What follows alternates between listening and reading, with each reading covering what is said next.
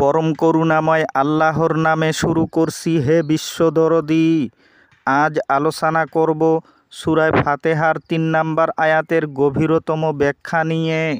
আজকের আলোচনা যদি একটু মন দিয়ে শুনতে পারেন তবে অবশ্যই আপনি পূর্ণ শান্ত হতে পারবেন।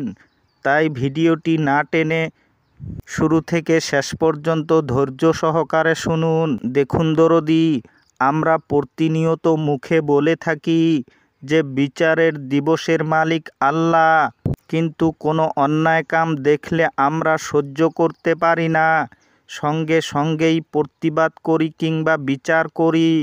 তাহলে আমরা কি এ আয়াতকে মানতে পারলাম? আপনারা নিরপেক্ষভাবে শুদ্ধ জ্ঞান দিয়ে বিচার করে দেখবেন। হে দরদী, আমরা কেন সব কিছুকে আল্লাহর উপর ছেড়ে দিতে পারি না? সব কিছুকেই আল্লাহর উপর ছেড়ে দিলেই তো আল্লাহর কাছে আত্মসমর্পণ হয়ে যায়। এটাই তো আমাদের অহংয়ের চালাকি। শয়তান তা করতে দেয় না। আর যদি আমরা সব কিছুকে আল্লাহর উপর ছেড়ে দিতে না পারি, তাহলে আমরা তো হিংসুক বা বিচারক হয়ে গেলাম।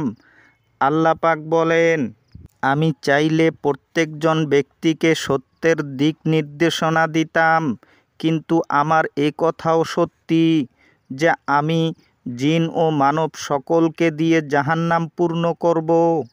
৩২ নম্বর সূরার ১৩ নম্বর আয়াত।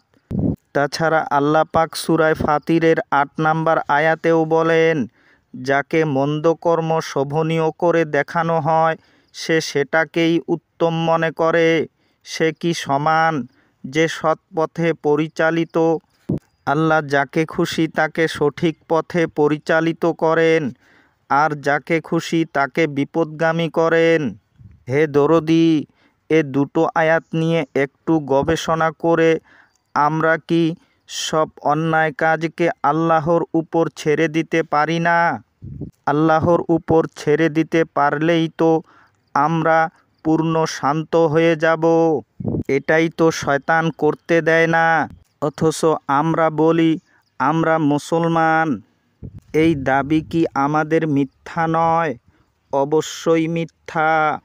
তাই আমরা সবাই ভালমন্দ আল্লাহর উপর ছেড়ে দিয়ে পূর্ণাঙ্গভাবে ইসলামের ভেতর দাখিল হয়ে যাই। তবেই আমরা পূর্ণ শান্ত হতে পারব। আশা করি বুঝতে পেরেছেন। সবাই ভালো থাকুন, সুস্থ থাকুন। খোদা হাফিজ।